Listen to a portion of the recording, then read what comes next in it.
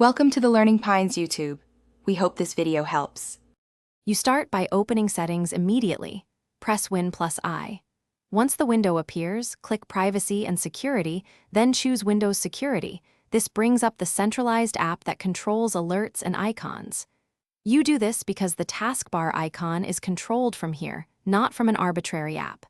Make sure Windows Security opens. If it prompts for admin confirmation, accept it. This step ensures you're in the right place to pin the icon and adjust visibility settings. Once done, right-click the taskbar and choose Taskbar Settings or go to Settings Personalization Taskbar. Then open Taskbar Corner Overflow to view which icons hide versus show. Locate Windows Security in that list and toggle it on so the shield icon moves to the visible area. You do this because the system hides some notifications by default. Enabling it guarantees persistent visibility. After toggling, confirm the icon appears near the clock area. To finish, verify the icon is visible and click it to open Windows Security, confirming quick access. If the icon doesn't show, restart Explorer. EXE or sign out and back in, this refreshes the taskbar.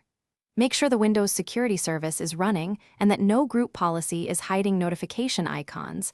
This often affects domain-joined machines. If problems persist, run Windows Update and reboot. Updates often fix icon rendering bugs.